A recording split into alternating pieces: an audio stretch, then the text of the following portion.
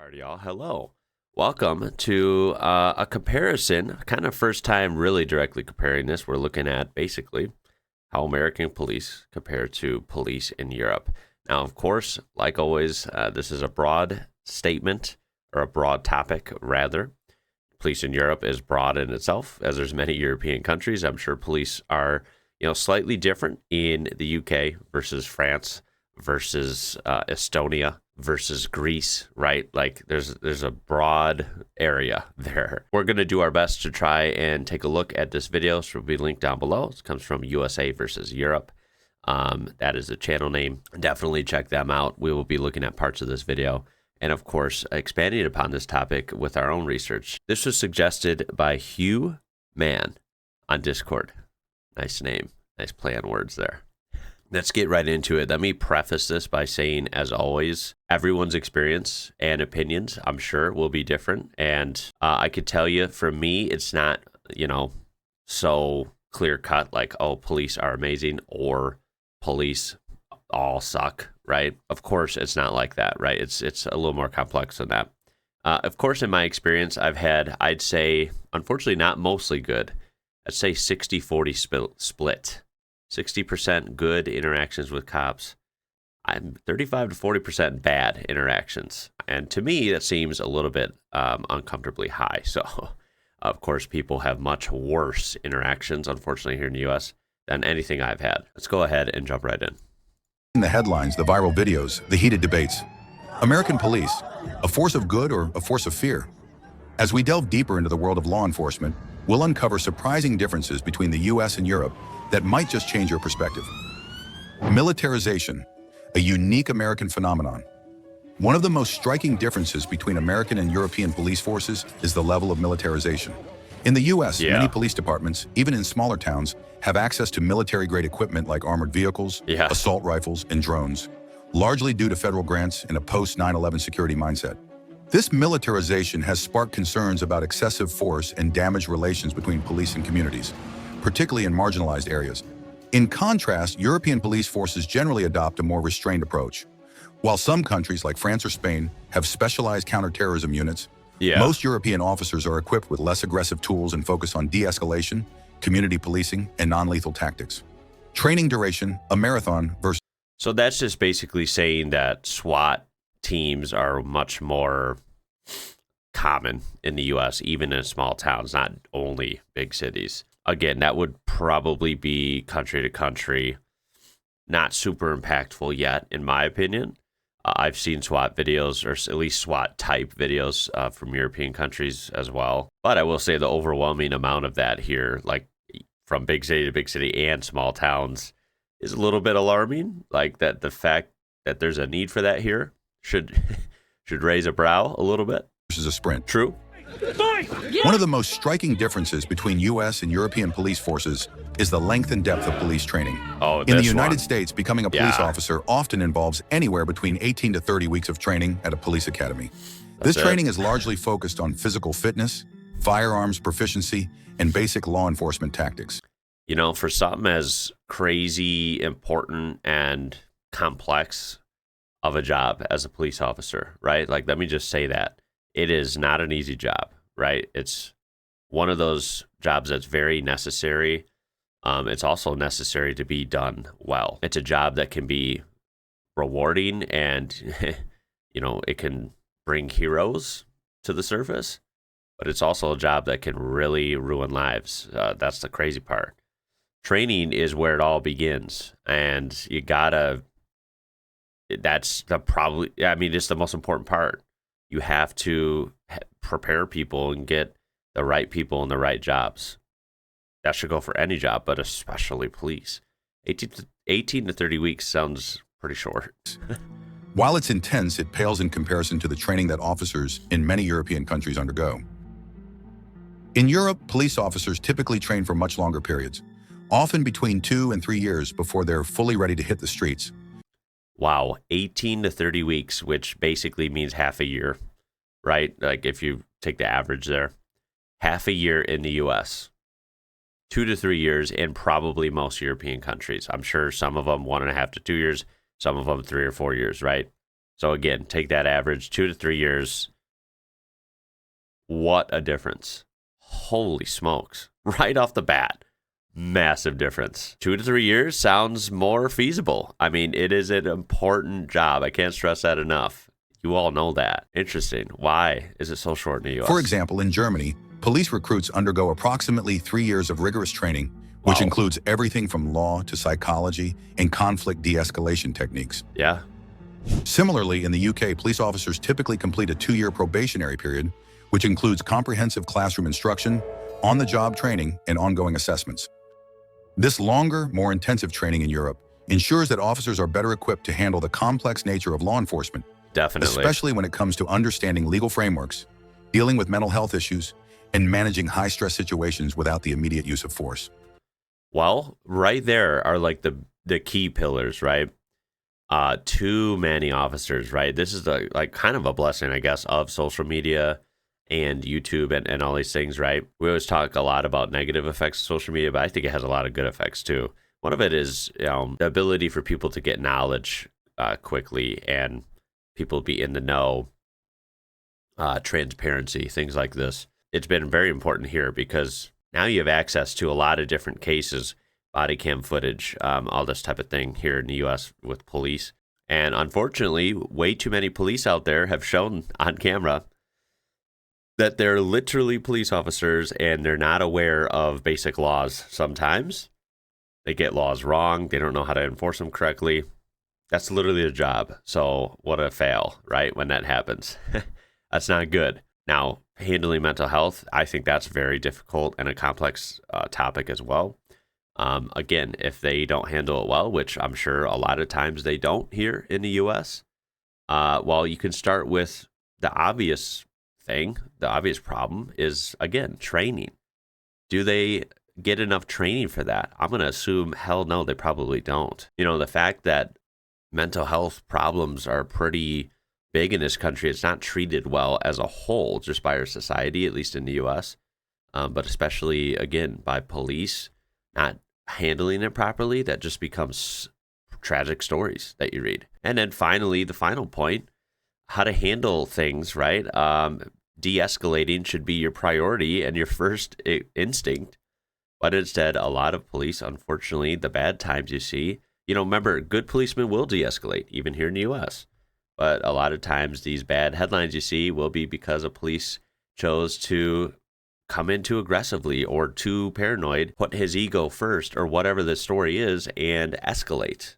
And what good things come from escalating the situation? Usually nothing. Police accountability, transparency, and oversight. Police accountability is a hot topic in both the US and Europe, but the systems for ensuring it are quite different.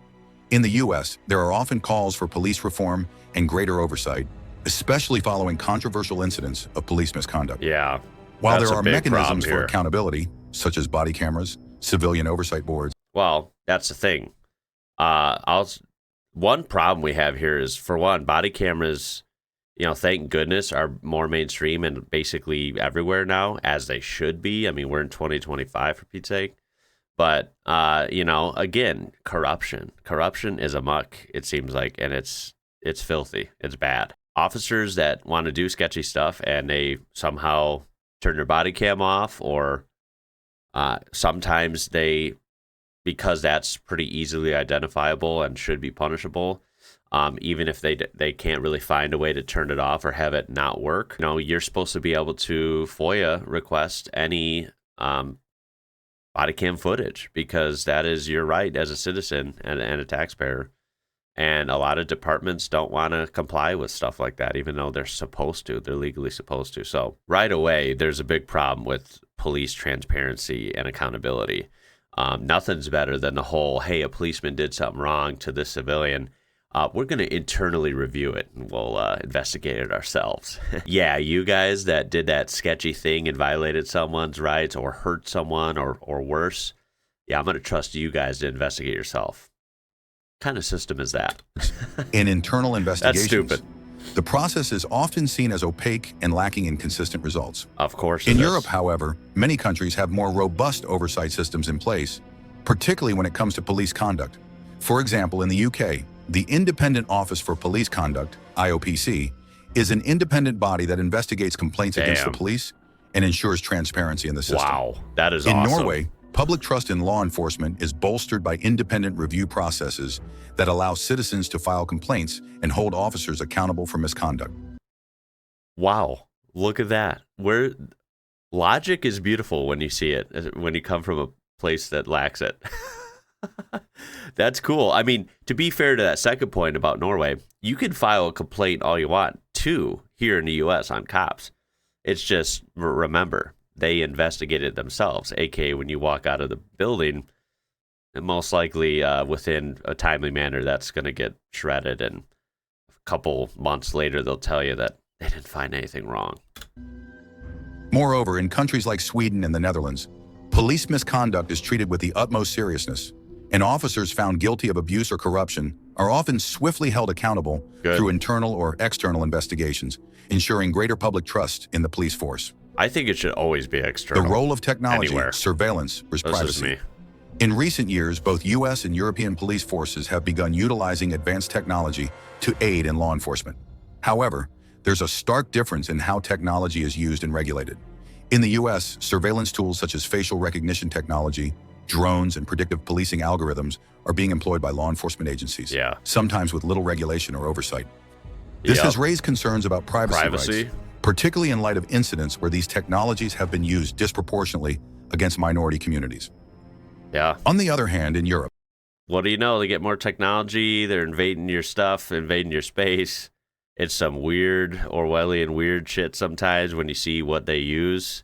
I've seen videos breaking down how they can, you know, some guy at the station can pull up all these screens and they zoom in to your car and can see everything. It's a little weird, a little freaky, to say the least, in my opinion. And to me, totally doesn't sound like what America advertises itself as.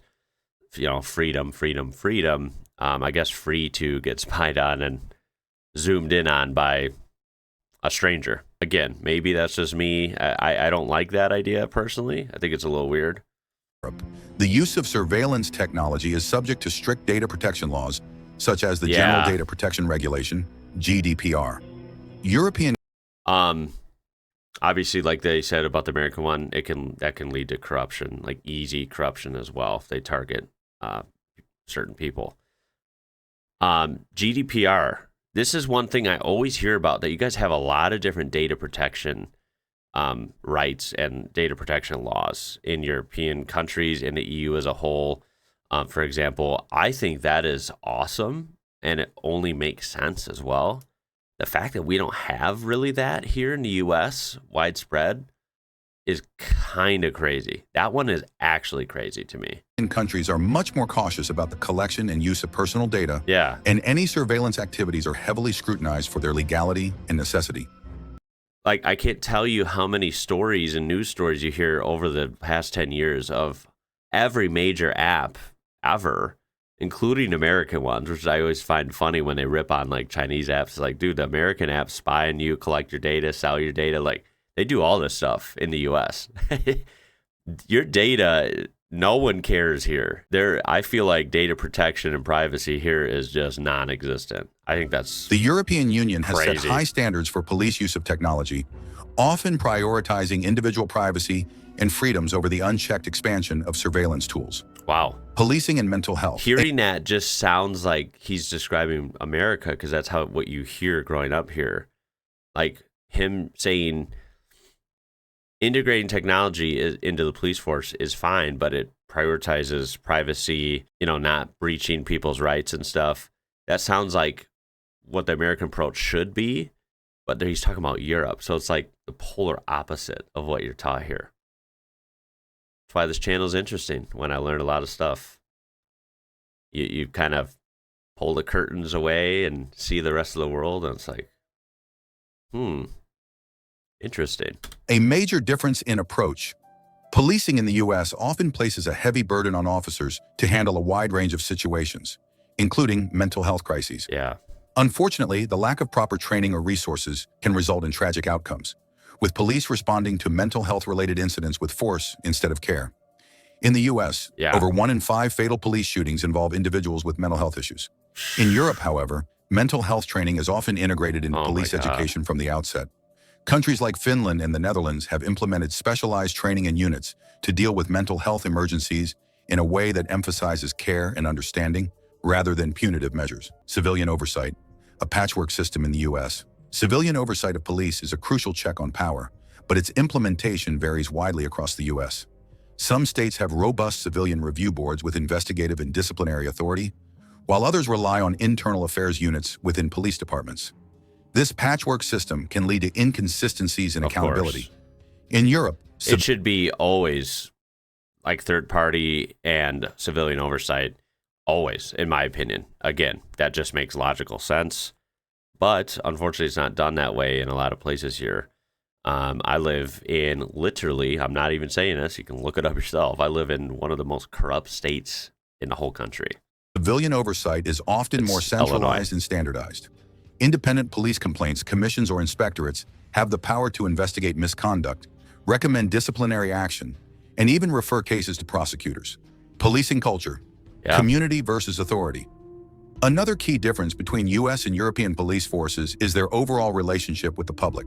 In the US, policing often has an authoritarian undertone. The term us versus them is a common sentiment, where officers view themselves as protectors of the public, often positioning themselves above the citizens they serve. Bingo. This mentality can sometimes lead to a more confrontational approach in interactions with the public. In contrast, European... Again, there are many good police here, and some of them treat you like a human. They treat you like an equal. They try to be there for you when you need them, right, in whatever situation you're in. That does exist here, and thank goodness, right? But why is that, I feel like, harder and harder to come by? The fact that most people fear when a policeman is near you or interacts with you, that's not how it should feel. You shouldn't be afraid to approach a police officer. And some people definitely are, and for good reason. It's just crazy because there's too many of them that get all thinking that they're the authority of everyone, that they can do no wrong, that they have qualified immunity, which I think is complete BS. Basically means they can do whatever they want and they're protected. They're not going to get in trouble. That is a ludicrous mindset. I don't understand that one at all. So yeah, the fact that someone could put on a badge and is above everyone in the town, I don't get it. I don't get it at all. But policing tends to have a more community-oriented approach. The philosophy of policing by consent is central to many European nations, particularly in the UK. British police, for example, pride themselves on not carrying firearms and often emphasize their role as part of the community, not separate from it. The idea is to build trust with citizens through transparency, respect, and communication. This approach fosters a sense of collaboration, where police officers are seen as problem solvers rather than enforcers of law and order. Hey, that makes sense. Right there, that sentence, right? Like just kind of the mindset and approach to things can have a radical difference, right? It would be interesting to see kind of in the future, maybe a future video, it would be interesting to see like what equipment different police officers from different countries carry, especially versus the US.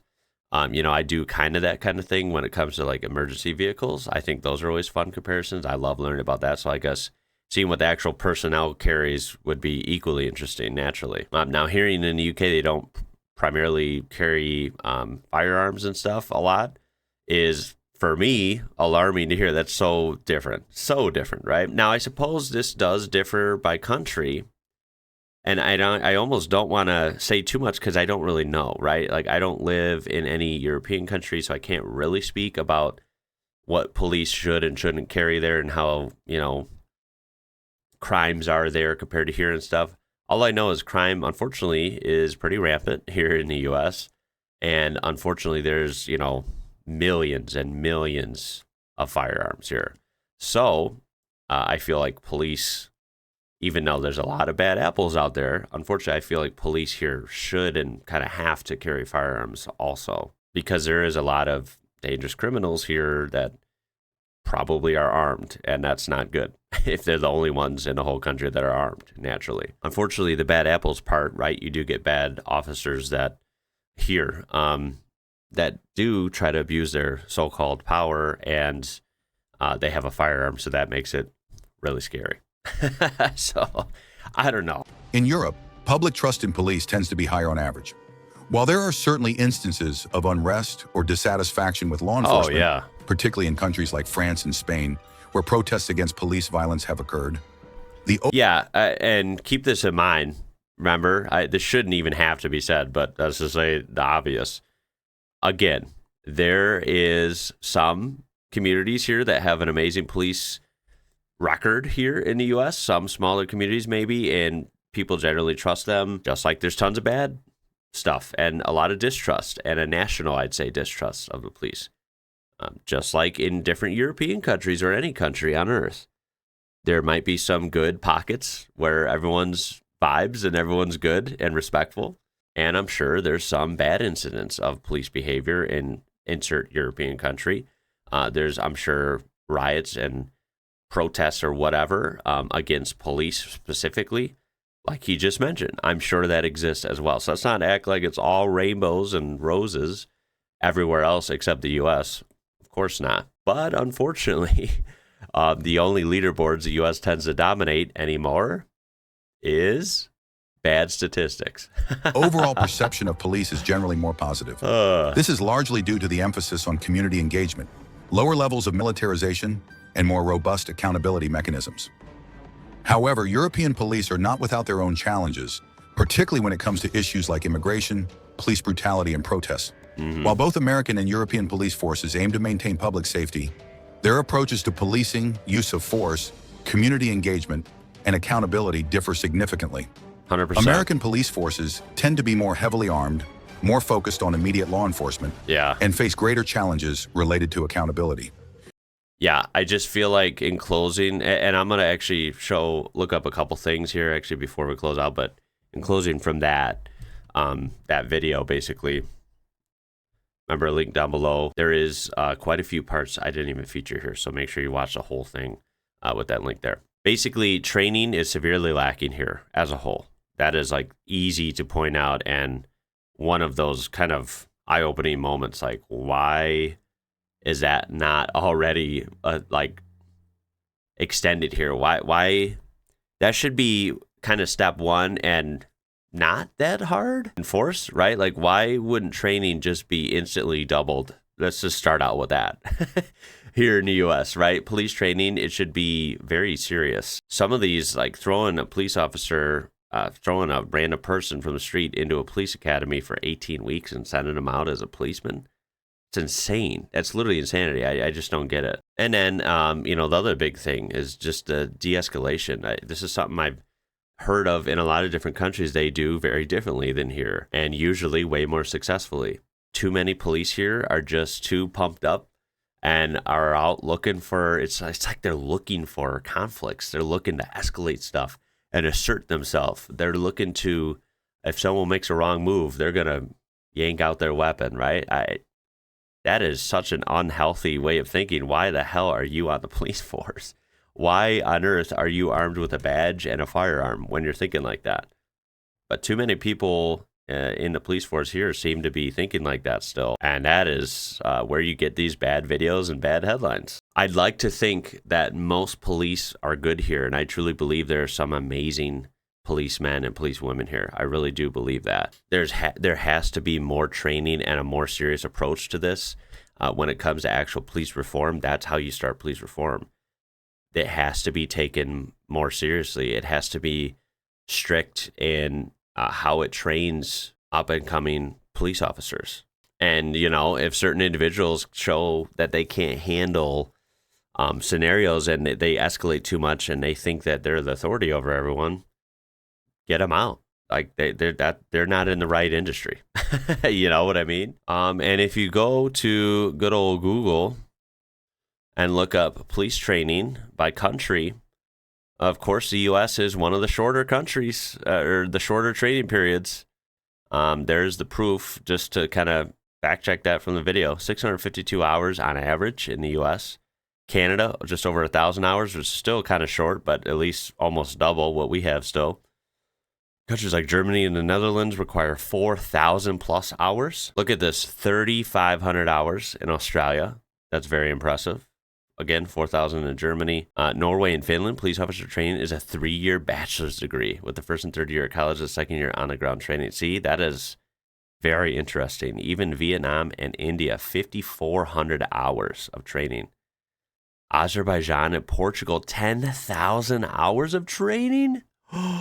Holy smokes. It's a very, interesting topic, and it's one that's always been a heated, kind of hot topic here in the U.S., especially as of late.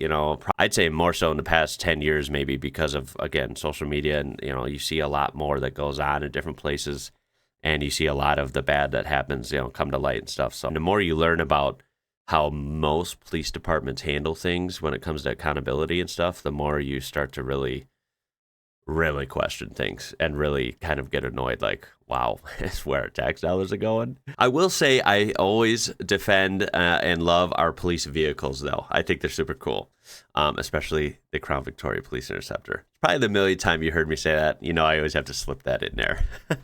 I hope you enjoyed this and found this somewhat informational. I certainly did. I really do appreciate you watching, and I can't wait to see what you have to say down below. Until next time, y'all, my name is Ian. You're watching IWrocker, and until next time, again, I'll catch you later.